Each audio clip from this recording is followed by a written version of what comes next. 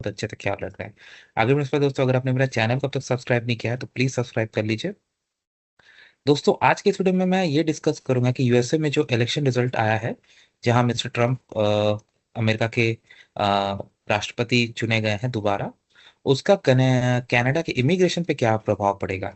Video को अंत तक जरूर देखिएगा। बस एक बात क्लेरिफाई कर दूं कि मैं कोई इमिग्रेशन कंसल्टेंट या गवर्नमेंट बॉडी नहीं हूं।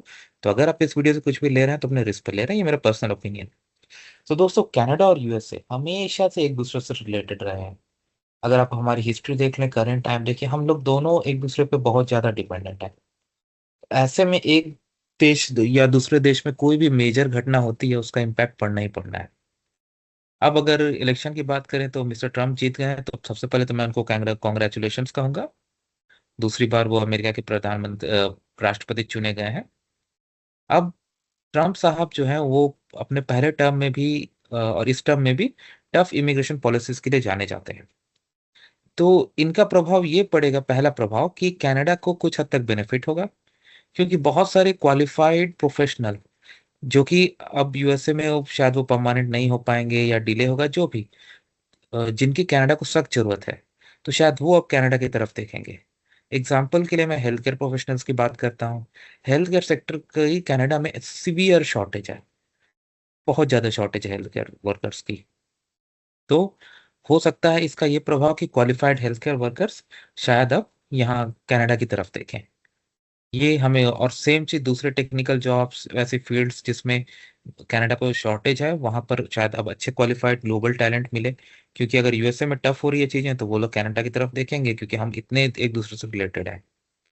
ठीक है, वो हो गया।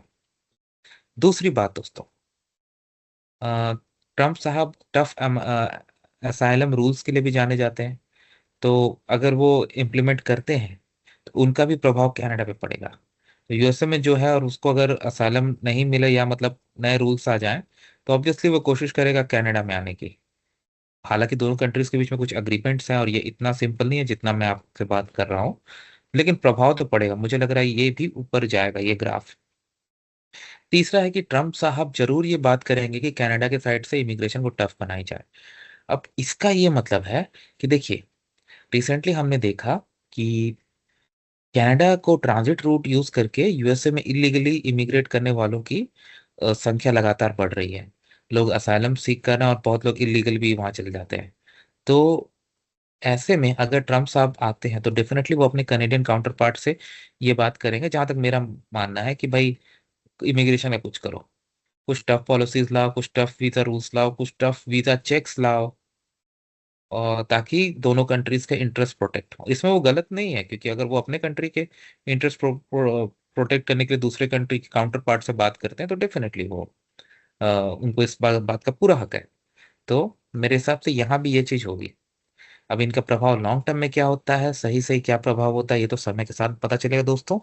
बट आशा करता हूँ आपको मेरी ये वीडियो जरूर पसंद आई। बस एक कहिए कि आप मेरे इन पॉइंट्स के बारे में क्या सोचते हैं। वीडियो देखने धन्यवाद। चैनल को प्लीज सब्सक्राइब करके ही जाएगा। Thank you.